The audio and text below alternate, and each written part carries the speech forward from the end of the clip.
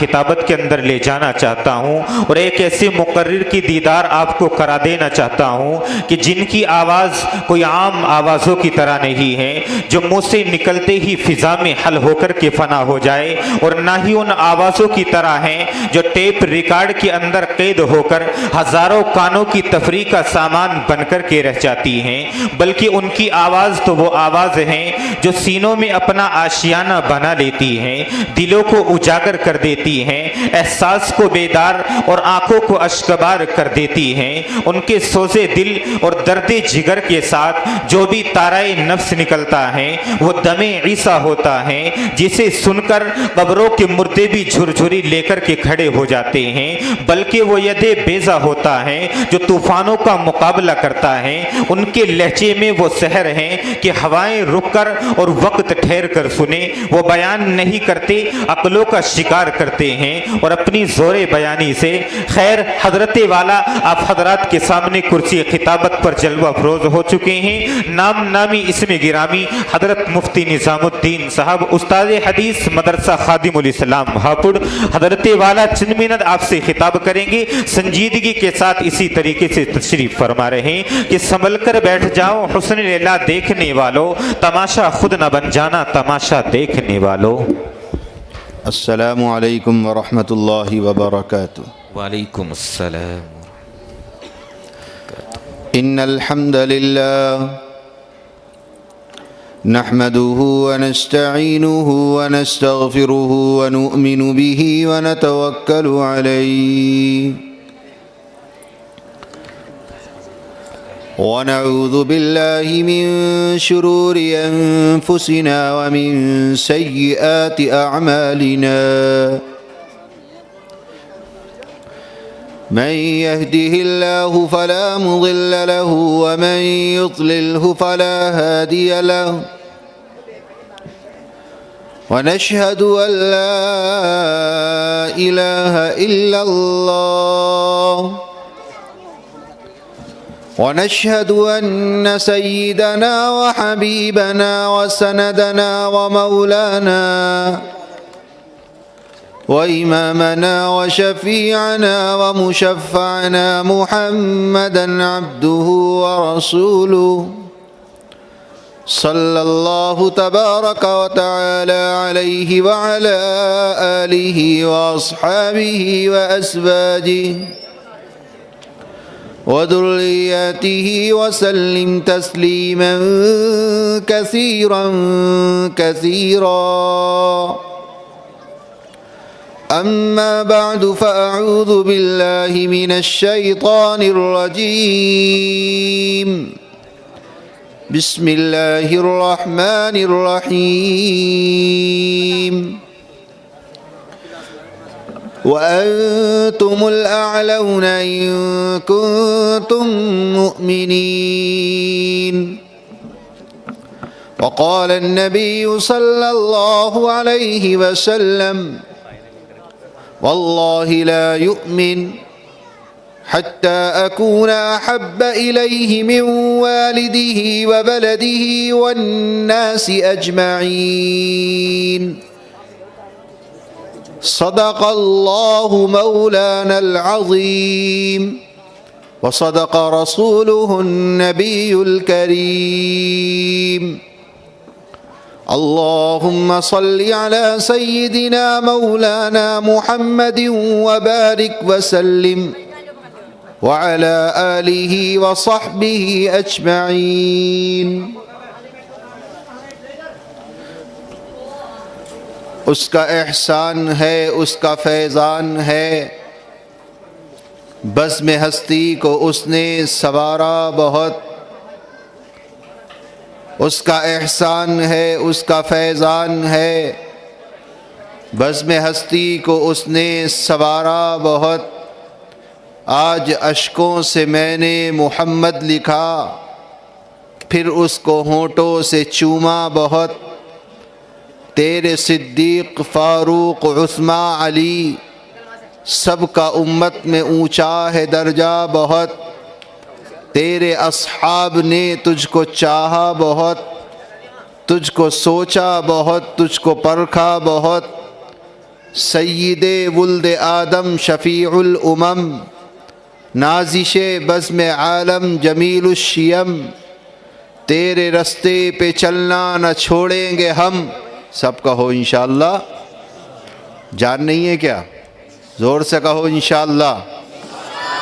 سید ولد آدم شفیع الامم، نازش بزم عالم جمیل الشیم، تیرے رستے پہ چلنا نہ چھوڑیں گے ہم، چاہے ہم کو ستائے یہ دنیا بہت.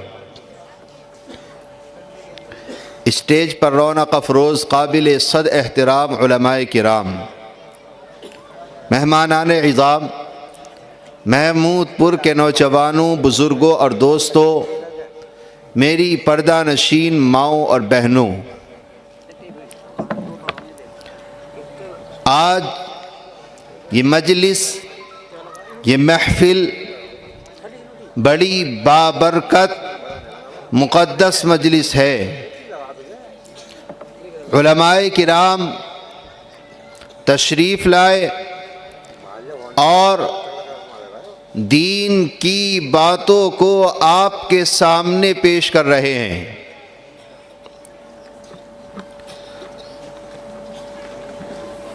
دین کا خلاصہ 3 باتوں میں مضمر ہے: محبت خدا رسول، اطاعت خدا رسول، اقامت دین. سب سے پہلی بات، اللہ اور اس کے رسول سے ایمان والے کو سچی محبت ہوگی تو وہ اللہ اور اس کے رسول کی اطاعت کرے گا. اللہ پاک ایمان والوں کو بھی اسی بات کا حکم دیتا ہے. اللہ پاک نے قرآن کریم کے اندر ارشاد فرمایا: قل ان کنتم تحبون اللہ فاتبعونی. اے نبی آپ کہہ دیجئے اگر تم اللہ سے محبت کرتے ہو تو تم میری اتباع کرو، میری اطاعت کرو. یحببکم اللہ، جس کا نتیجہ یہ ہوگا کہ اللہ تم سے محبت کرنے والا ہو جائے گا. اللہ تمہارے گناہوں کو معاف کر دے گا، اللہ تمہیں جنت نصیب فرمائے گا، اللہ تمہارے اعمال قبول کرے گا. اس آیت سے یہ بات سمجھ میں آتی ہے مسلمانوں کہ دین کا اصل مرکز، اصل محور، اصل منبع، اصل سرچشمہ اگر کوئی چیز ہے تو وہ ہم سب کے آقا، ہم سب کے مولا، تاجدار بطحہ محمد عربی صلی اللہ علیہ وسلم کی محبت ہے. اگر ہمارے سینے کے اندر آقا کی محبت نہ رہے، پیارے نبی کی محبت نہ رہے، پیغمبر سے انسیت نہ رہے، پیغمبر سے تعلق نہ رہے، آپ کی آل و اولاد، آپ کی ازواج مطہرات سے ہمارا رشتہ اس درجے کا قائم محبت کا نہ رہے تو یاد رکھنا ہمارا ایمان کامل ایمان نہیں ہو سکتا، ہمارا دین مکمل دین نہیں ہو سکتا، ہمارا اسلام کامل اسلام نہیں ہو سکتا.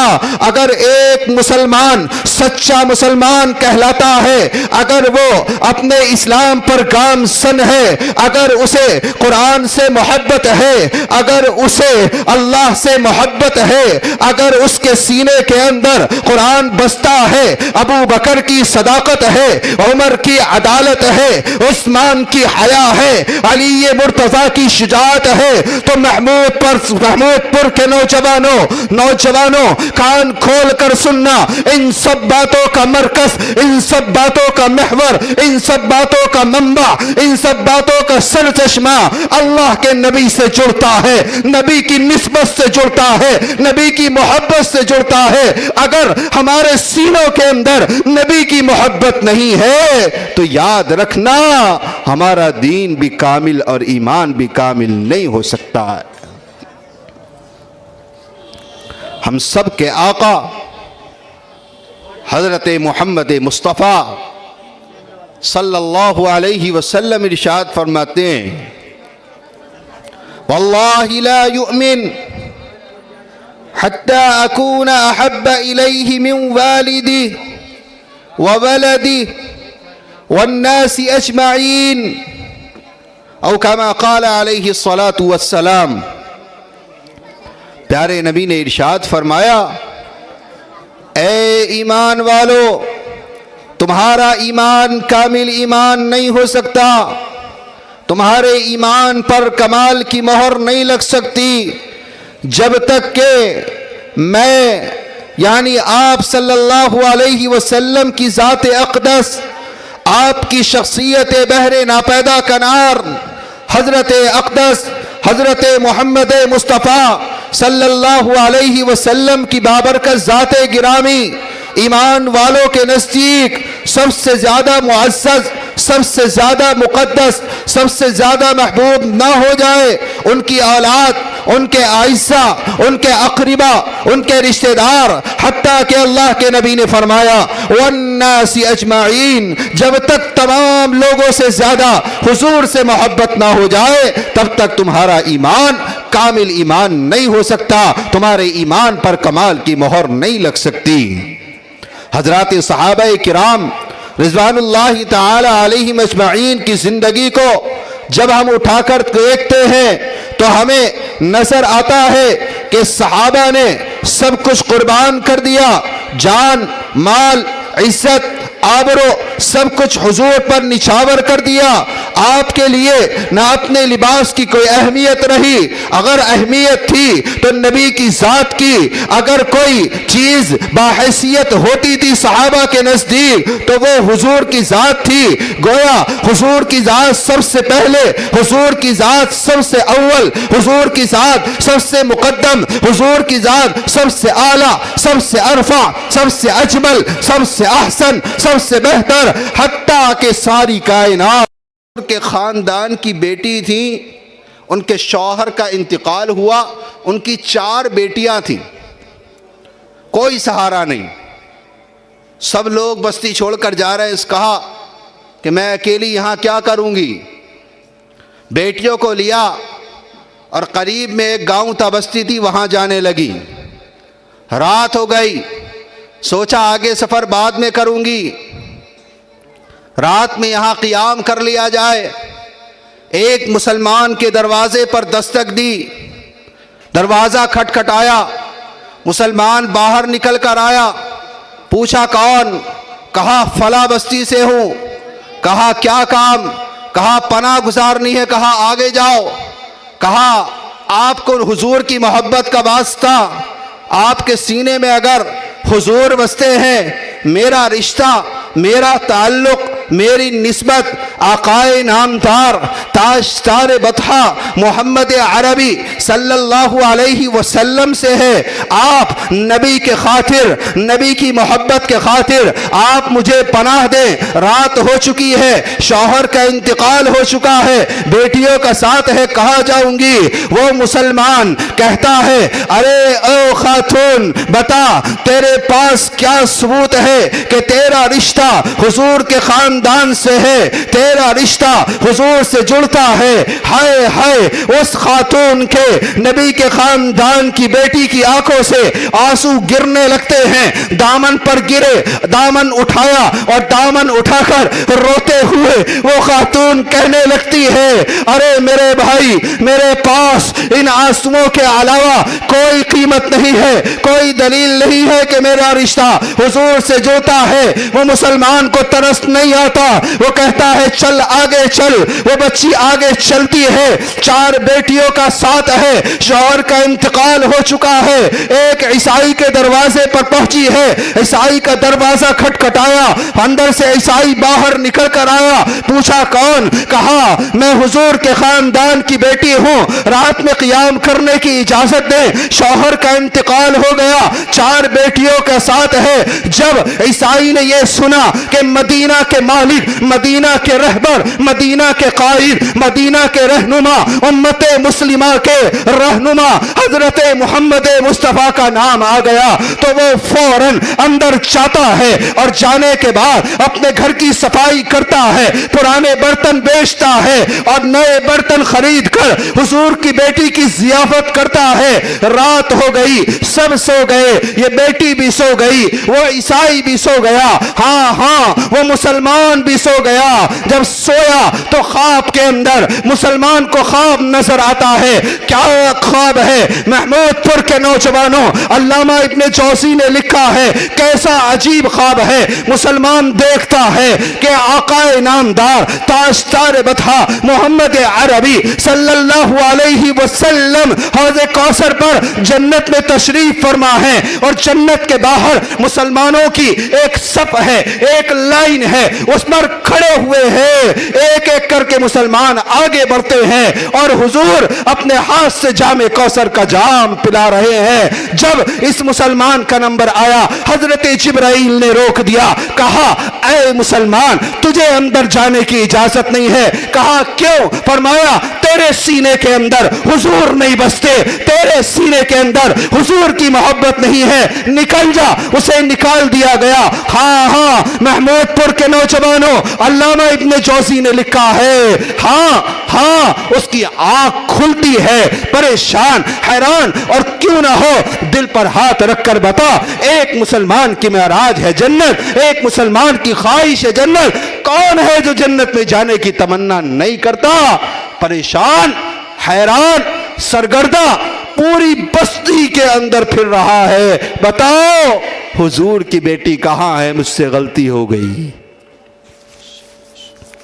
نوجوانوں, یہ مسلمان جس نے اپنے در سے نبی کی بیٹی کو بھگایا تھا اور حضور کی محبت کا واسطہ قبول نہیں کیا, کسی نے بتایا جاؤ, انہوں نے تو عیسائی کے ہاں پناہ لے رکھی. مسلمان عیسائی کے یہاں گیا, دروازہ کھٹکھٹایا, عیسائی باہر نکل کر آیا, پوچھا کون؟ کہا مسلمان ہوں, اور اس طرح سے ایک بیٹی نے, حضور کی بیٹی ہے, اس نے آپ کے یہاں پناہ لی ہے, آپ مجھے دے دیجئے. وہ کہنے لگے کہ میں نہیں دے سکتا.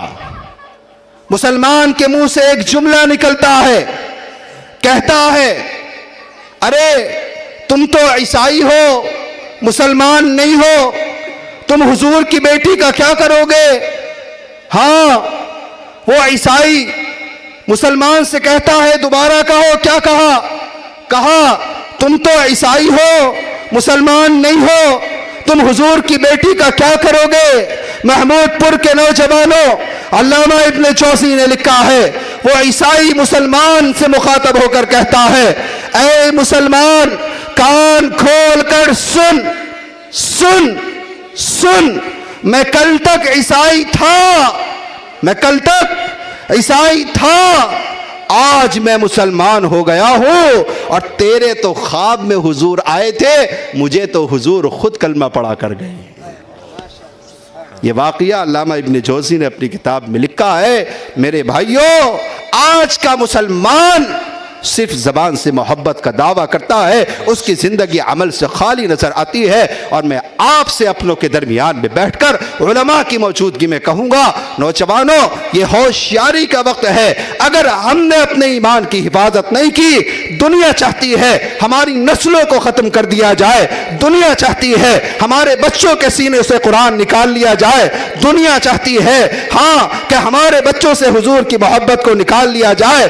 ارتداد کی فضائیں چل رہی ہے, موبائل کی لعنت عام ہو رہی ہے, فحاشیت اور عریانیت کو پھیلایا جا رہا ہے, مسلمان بچوں سے ان کے علماء سے بد احترامی سکھائی جا رہی ہے۔ یاد رکھنا نوجوانوں، اگر ہم نے اپنے بچوں کو دین نہیں سکھایا تو ہماری آنے والی نسل تباہ و برباد ہو جائے گی اور کوئی پرسان حال نہیں ہوگا۔ میں آپ سے رک کر علامہ علی میاں صاحب نور اللہ مرقدہ کا ایک ملفوظ سناتا چلوں۔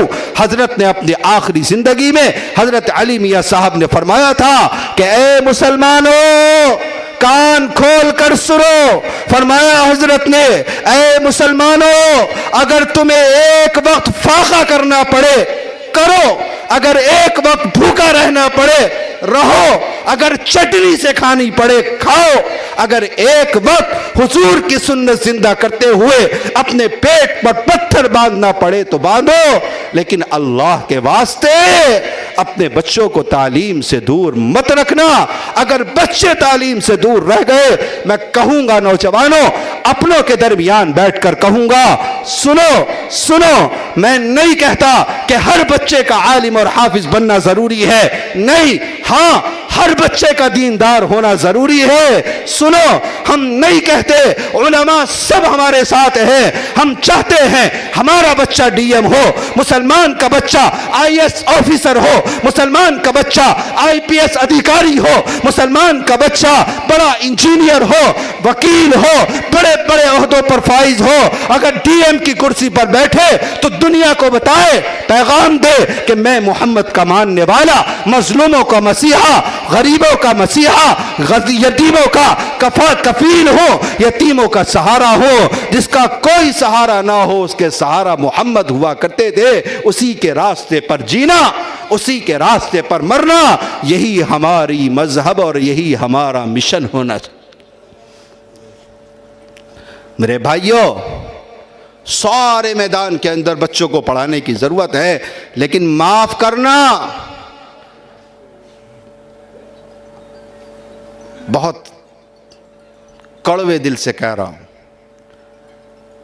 ہم جب اپنی مسلمان بستیوں میں جاتے ہیں تو ہمیں ہمارے بچے نالی کے ڈنڈوں پر کھیلتے ہوئے نظر آتے۔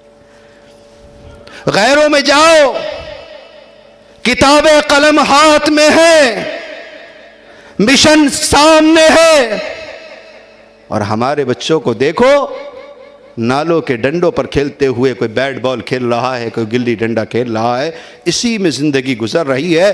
نہ باپ کو پرواہ نہ ماں کو پرواہ کہ بچے کو ہمیں کچھ پڑھانا ہے یا نہیں پڑھانا ہے۔ ہر میدان کے اندر بچوں کو آگے بڑھاؤ، لیکن یاد رکھنا ایسا نہ ہو کہ ہم نے سب کچھ پڑھایا اور ہمارا بچہ دین اور قرآن سے محروم رہ گیا۔ دین کی تعلیم بنیادی فرض ہے، اولی فرض ہے۔ اپنے بچوں کو دین کی تعلیم سکھاؤ، اور اس دین کی تعلیم اور تربیت انہی مدرسوں کے اندر دی جاتی ہے۔ ان مدرسوں کے اندر دین کی بنیادوں کو مضبوط کرو، اپنے بچوں کو دیندار بناؤ۔ میں ایک واقعہ آپ کو سناؤں گا، بہت لمبی چوڑی بات کرنے کا وقت بھی نہیں ہے، سنو۔ ایک خاتون عورت امریکہ کی ایجنٹ ہندوستان میں مدرسے میں ایک وزٹ کے لیے آئی، زیارت کے لیے آئی۔ وہ اس کے آنے کا مقصد کیا تھا؟ توجہ سے سنو۔ وہ اس لیے آئی تھی کہ مجھے دیکھنا ہے کہ مدرسوں میں آخر ہوتا کیا ہے۔ اصل بات یہ ہے کہ ایک کیڑا ہے جو دنیا کے اندر دماغوں میں موجود ہے کہ ان مدرسوں سے دین پھیلا ہے، ان مدرسوں کو ختم کر دیا تو مسلمان ختم۔ کبھی مدرسوں کو دہشت گردی کا اڈا، کبھی مدرسوں پر الزام، الٹی سیدھی باتیں مدرسوں پر عائد کی جاتی ہے کہ ان کے مدرسے ختم، مسلمان ختم۔ جتنے لوگ موجود ہو سنجیدگی کے ساتھ دل پہ ہاتھ رکھ کے بتانا کہ اگر آپ کو نماز پڑھانے والا میسر ہے تو مدرسے کی برکت ہے یا نہیں؟ ہاتھ اٹھا کے بتاؤ، جھوٹ تو نہیں کہہ رہا میں، سچ بات ہے۔ ہماری نمازیں صحیح کرانے والا کون؟ مدرسے کا پڑھاؤ۔ اگر مدرسے ہی نہیں ہوں گے تو افراد تیار نہیں ہوں گے، مدرسے ختم ہو جائیں گے، لوگ مشن میں کامیاب ہو جائیں۔ تو ایک امریکہ کی ایجنٹ خاتون عورت، ایک بہت بڑے حضرت ہیں ہمارے ہندوستان کے، حضرت مولانا سجاد صاحب، میں نے سنا، مجھے بتایا، وہ آئی اور کہنے لگی کہ حضرت مجھے مدرسے کو دیکھنا ہے کہ آخر ہوتا کیا ہے۔ حضرت نے کہا ٹھیک ہے، مدرسے کا دورہ ہوا کہ چلو دیکھیں کیا ہوتا ہے۔ تو ایک درسگاہ میں، جیسے یہ ہمارا مدرسہ ہے، اسی طرح اسی مدرسے میں ایک درسگاہ کے پاس چھوٹے چھوٹے بچے حفظ کر رہے تھے، قرآن بیٹھ کر ہل ہل کر پڑھ رہے تھے۔ تو اس خاتون عورت نے جب بچوں کو قرآن کریم حفظ کرتا ہوا، قرآن نے سب سے پہلے درجہ صحابہ کرام کے یہاں اگر کسی کو حاصل تھا تو ہم سب کے آقا حضرت محمد مصطفیٰ صلی اللہ علیہ وسلم کو حاصل تھا۔ ایک صحابی رسول ہیں حضرت مصعب بن عمیر رضی اللہ تعالی عنہ، ابتدائی دور کے اندر مسلمان ہوئے، حضور کو دیکھا، محبت ہو گئی، ایمان لے کر آئے۔ انتہائی مالدار گھرانے سے حضرت مصعب بن عمیر کا تعلق ہوا کرتا تھا۔ مکہ کی بہت بڑی رئیسہ، بہت بڑی مالدار خاتون تھی جو اس وقت نامی گرامی تھی، ان کے صاحبزادے حضرت مصعب بن عمیر ہوا کرتے تھے۔ حیات الصحابہ میں آتا ہے اللہ کے نبی پر اسلام لائے، خاندان مخالف، چچا مخالف، والدہ مخالف، سب کا ایک ہی کہنا، اے مصعب دین کو چھوڑ دو، قرآن کو چھوڑ دو، نبی کی بات کرنا چھوڑ دو، نبی کی سیرت چھوڑ دو، نبی کا اسوہ چھوڑ دو، نبی کی زندگی چھوڑ دو، نبی کا طریقہ چھوڑ دو، آؤ اپنے آباء و اجداد کے دین پر آ جاؤ۔ لیکن اللہ کی قسم حضرت مصعب بن عمیر نے وہ سارے مصائب و پریشانیاں اپنے آپ پر لی، لیکن اللہ سے، نبی سے محبت کو نہیں چھوڑا۔ اتنے بڑے مالدار کی، بہت صاحب ثروت کہلاتے تھے۔ روایتوں میں تو یہاں تک آتا ہے کہ مکہ کی جس کوچے اور جس گلی سے حضرت مصعب بن عمیر گزر جاتے تو اتنا قیمتی اور معطر لباس خوشبودار آپ کا ہوا کرتا تھا کہ لوگ اندازہ لگا لیا کرتے تھے کہ یہاں سے مصعب بن عمیر کا گزر ہوا ہے۔ اللہ کے نبی پر اسلام لائے، چچا نے بلایا، کہا دین کو چھوڑ دو، کہا نہیں چھوڑوں گا، کہا مال نہیں ملے گا، کہا مال نبی پر قربان، کہا جائیداد نہیں ملے گی، کہا جائیداد نبی پر قربان، کہا کچھ نہیں ملے گا، کہا سب کچھ قربان۔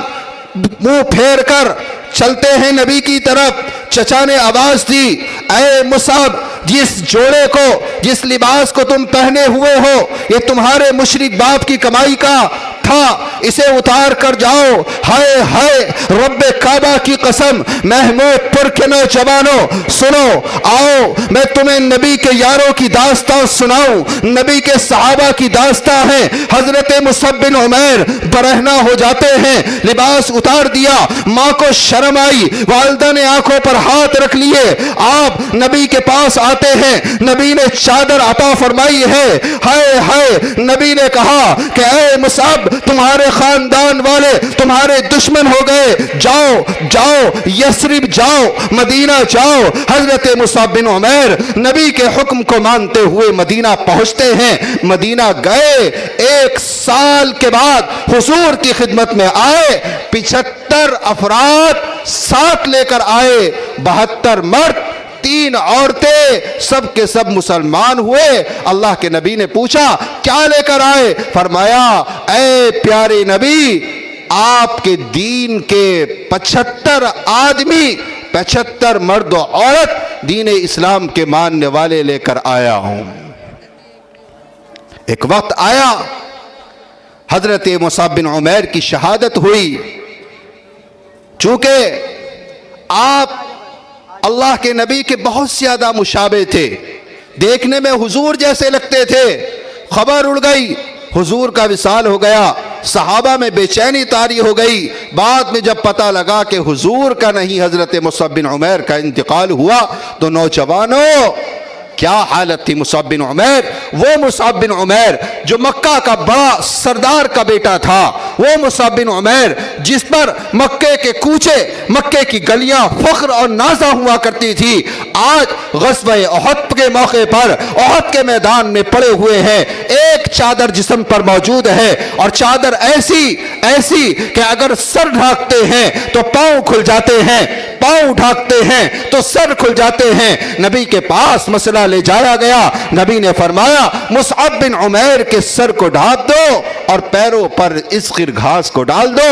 نوجوانوں یہ دین ہمارے پاس آسانی سے نہیں آیا، صحابہ نے قربانیاں دی ہیں، صحابہ نے پتھر کھائے ہیں، صحابہ کو سولی پر لٹکایا گیا، صحابہ کے ٹکڑے کیے گئے، صحابہ کے تیر برسائے گئے، صحابہ کے تلوار ماری گئی، صحابہ کرام کو قتل کیا گیا، صحابہ کرام کو شہید کیا گیا، لیکن اللہ کی قسم وہ صحابہ نبی کے یار تھے، نبی کے پروانے تھے، نبی کے دیوانے تھے، نبی کے مستانے تھے، اپنی جان، اپنا مال، اپنی عزت سب کچھ قربان کر دیا، لیکن دنیا تک رہنے والے، دنیا کی بقا تک رہنے والے تمام انسانوں کو پیغام دے کر گئے کہ صحابہ محبت کا معیار ہیں، صحابہ نے حضور سے محبت کا حق ادا فرمایا ہے۔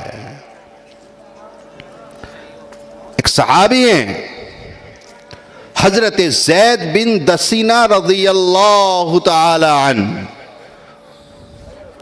حدیث پاک میں آتا ہے جب اسلام لے کر آئے مکہ کے کفار نے پکڑا اور اعلان کر دیا کہ زید بن دسنہ کو سولی دی جائے گی، پھانسی پر لٹکایا جائے گا۔ پھانسی کا پھندا بنایا گیا، ایک پیڑ پر لٹکایا گیا، ایک اسٹول اور ایک کرسی نیچے رکھی گئی، حضرت زید بن دسنہ کو کھڑا کر دیا گیا۔ اس وقت سفیان بن حرب جو اس وقت تک مسلمان نہیں ہوئے تھے، فتح مکہ کے موقع پر مسلمان ہوئے، وہ حضرت زید بن دسنہ کے پاس آتے ہیں اور کہنے لگتے ہیں کہ اے زید تیری سولی کو کینسل کر دیا جائے گا، تیری پھانسی کو ختم کر دیا جائے گا، لیکن تجھے زبان سے ایک مرتبہ ایک بات کہنی ہوگی، اگر تو اپنے نبی کے بارے میں، محمد الرسول اللہ کے بارے میں، تاج بطحہ کے بارے میں اپنی زبان سے اگر ایک لفظ کہہ دے کہ کاش میری جگہ محمد ہوتے اور میری گردن کی جگہ اللہ کے نبی کی گردن ہوتی اور میری جگہ حضور کو سولی پر لٹکا دیا جاتا، کاش میری جگہ حضور کو پھانسی دے دی جاتی، اے زید صرف اسی بات کے کہنے پر تیری پھانسی کو ختم کر دیا جائے گا، تجھے آزادی کا پروانہ دیا جائے گا، تجھے چھوڑ دیا جائے گا۔ ہاں محمود پور کے نوجوانوں، رب کعبہ کی قسم، آسمان گواہ ہے، زمین گواہ ہے، تارے گواہ ہیں، سیارے گواہ ہیں، شہاب، نجوم، کواکب سب گواہ ہیں، زمین کا پتا پتا گواہ ہے، ارض و سما گواہ ہے، بحر و حجر گواہ ہے، رب کعبہ کی قسم حضرت زید بن دسنہ سفیان بن حرب کی آنکھوں میں ڈال کر مخاطب ہو کر فرماتے ہیں، اے سفیان کان کھول کر سن، تو بہت بڑی بات کہتا ہے کہ میرے آقا کو سولی پر لٹکا دیا جائے۔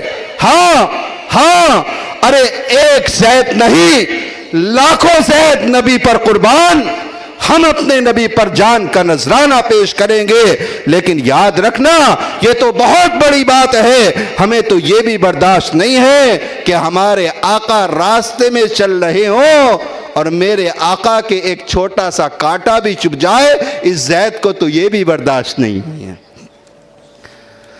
میرے بھائیوں، صحابہ حضور سے محبت فرماتے، آج مسلمان محبت کا دعویٰ کرتا ہے، ہاں میں کہوں گا آج کے مسلمان کی محبت اس کے دعوے کے عین مطابق نہیں ہے۔ ہاں اگر مسلمان کو حضور سے محبت ہوتی، اللہ کی قسم نماز کو نہ چھوڑا جاتا، ہاں فجر کا وقت ہوتا تو مسلمان سوتے ہوئے نظر نہ آتے. آج کا مسلمان زنا بھی کرتا ہے, آج کا مسلمان شراب بھی پیتا ہے, آج کا مسلمان حرام بھی کھاتا ہے, آج کا مسلمان گالیاں بک رہا ہے. چوراہوں پہ جا کر دیکھو, شادی بیاہ کے موقع پر جا کر دیکھو, نبی کے دین کا جنازہ نکل جا چکا ہے. ہاں جہیز کی لعنت عام ہو چکی ہے, بیٹیوں کا وراثت کے اندر حق مار دیا جاتا ہے. ہاں مجھے کہنے دو یہ بات, اللہ کی قسم دین لٹ رہا ہے. آج ہم شکایت کرتے ہیں کہ دنیا مسلمانوں کو مٹانا چاہتی ہے, ہماری زبانوں پر شکوہ ہے, ہماری مسجدوں پر دوسرے نظر رکھتے ہیں, ہماری شریعت پر دوسروں کی نظر ہے. لیکن میں کہوں گا مسلمانوں, مجھے شکایت تم سے ہے. تم نے اپنے دین پر عمل نہیں کیا, تم نے نمازوں کا جنازہ نکالا, تم نے شرابیں پی ہے, تم نے زنا کیا ہے, تم نے راتوں پر موبائلوں پر فحاشیت اور عریانیت کو عام کیا ہے. نبی کی سنت, نبی کا طریقہ, نبی کا اسوہ, نبی کا چہرہ, نبی کی ادائیں, نبی کی ہدایت, نبی کا پیغام, نبی کی نبوت, نبی کی پیغمبریت, نبی کی شریعت آج کون پیچھے چھوڑ رہا ہے؟ ہاں مسلمان پیچھے چھوڑ رہا ہے اور زبان سے محبت کے نعرے لگا رہا ہے. معاف کرنا میرے بھائی, بات کڑوی ہے, لیکن جب تک ہم سب اللہ کے نبی سے سچی محبت نہیں کریں گے تب تک ہمارا ایمان کامل نہیں ہو سکتا ہے.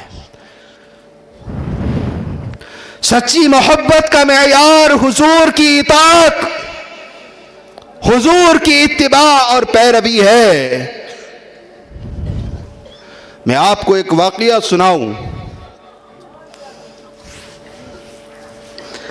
بڑا عجیب سا واقعہ ہے. علامہ ابن جوزی رحمت اللہ علیہ نے, اے بچے بات مت کر, بات کرنا ہو تو اپنے گھر جا. کوئی بچہ بات نہ کرے, جسے بات کرنی ہو اپنے گھر جاؤ. کوئی تماشا نہیں ہو رہا ہے, دین کی بات ہو رہی ہے. جسے دین کی بات سننی ہو وہ سنو ورنہ جاؤ. علامہ ابن جوزی رحمت اللہ علیہ نے ایک واقعہ لکھا ہے, اور دیکھو کیسا عجیب واقعہ ہے. حضور اکرم صلی اللہ تعالی علیہ وسلم کے خاندان کی ایک بیٹی تھی. ایک بستی میں رہتی, وہاں ایک وبا آئی, ایک طاعون آیا, اس میں لوگوں کی شہادت ہونے لگی, لوگ مرنے لگے. جیسے ہمارے یہاں ابھی 4-5 سال 3 سال پہلے آیا تھا نا کرونا وائرس, اللہ کے حکم سے ہوتا ہے, ایسے ہی وہاں آیا. لوگ اس بستی کو چھوڑ کر جانے لگے. جو حضور قرآن پڑھتا ہوا دیکھا معصوم بچوں کو, تو اس کی زبان سے ایک جملہ نکلا. آپ سمجھدار ہو, توجہ سے سننا. اس نے کہا بس یہی تو بات ہے. کیا کہا؟ زبان سے کہو بس یہی تو. یہ جملہ کہا اور خاموش ہو گئی. حضرت نے فرمایا بس یہی تو بات ہے. کیا بات ہے؟ کہنے لگی چھوڑو مولانا. فرمایا کیا بات؟ کہنے لگی چھوڑو. حضرت نے کہا ایک قدم آگے نہیں بڑھاؤں گا. اپنے جملے کو مکمل کرو, اپنی بات کو پوری کرو, کہنا کیا چاہتی ہو؟ کہنے لگی اچھا سننا چاہتے ہو تو سنو. کہا کہ ہم امریکہ میں بیٹھ کر مسلمانوں کو مٹانے کی بات کرتے ہیں. ہم نے مسلمانوں میں ہر برائی کو پھیلایا, مسلمان کو زانی بنایا, مسلمان کو شرابی بنایا, مسلمانوں میں سود اور بیاج کو عام کیا, مسلمانوں کو مسجدوں سے دور کیا, نماز سے دور کیا, زکوٰۃ سے دور کیا, مسلمانوں میں آپسی اختلاف کو پیدا کیا, مسلمانوں کو مٹانے کی کوشش کی. ہم نے سوچا مسلمان کا رشتہ ابو بکر سے ٹوٹ جائے, مسلمان کا رشتہ عمر فاروق سے ٹوٹ جائے, مسلمان کا رشتہ عثمان کی حیا سے ٹوٹ جائے, مسلمان کا رشتہ علی مرتضیٰ سے ٹوٹ جائے. لیکن آج تک یہ بات سمجھ میں نہیں آتی تھی کہ اتنے مشن کے بعد مسلمان مٹنے کا نام نہیں لیتے، یہ قرآن نہیں مٹتا، یہ اسلام نہیں مٹتا، نبی کے ماننے والے بڑھ رہے ہیں، کیا وجہ ہے؟ لیکن آج جب اس مدرسے کے پاس سے گزری اور بچوں کو قرآن پڑھتے ہوئے دیکھا، وہ بچے جن کے فرشتے گناہ بھی نہیں لکھ سکتے، میں سمجھ گئی بس یہی تو بات ہے کہ اسلام مٹنے کا نام نہیں لیتا۔ اس نے اپنی بات کو مکمل کیا۔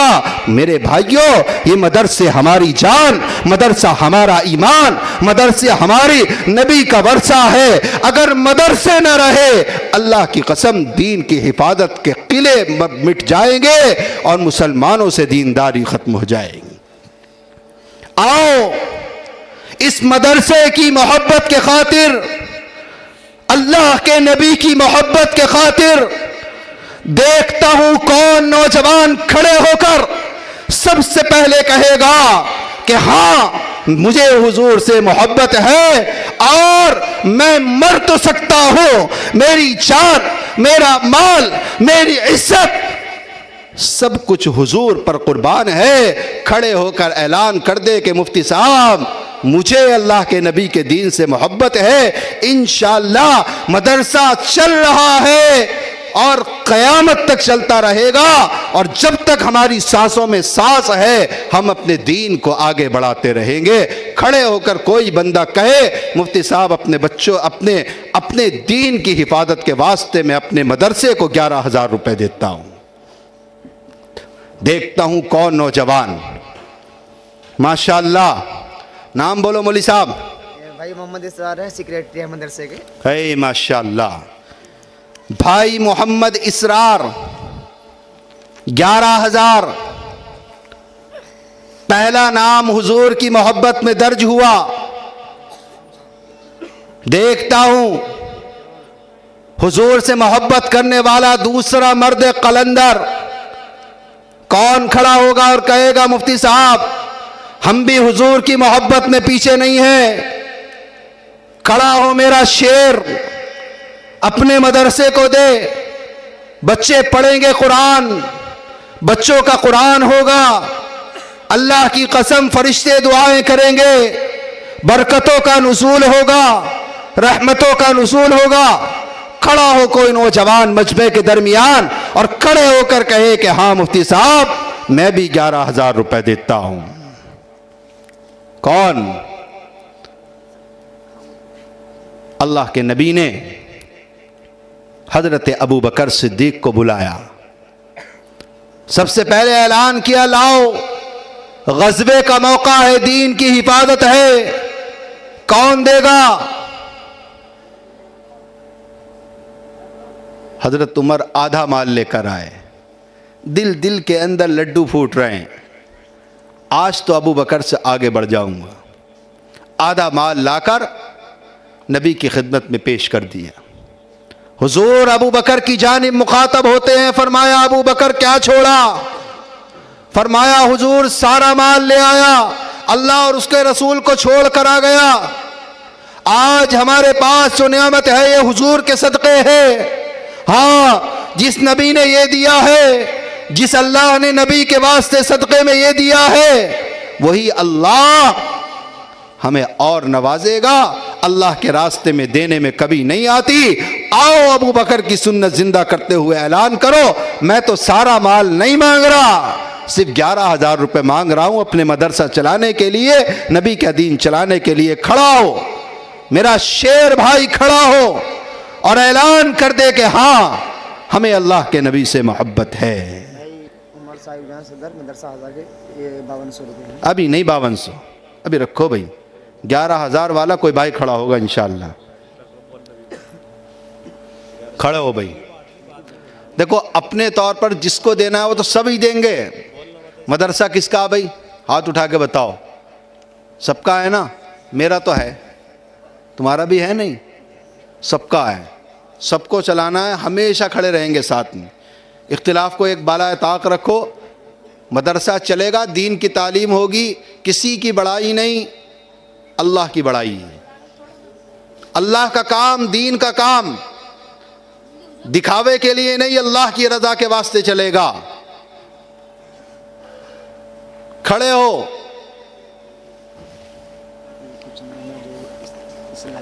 اچھا ماشاءاللہ، یہ تو بہت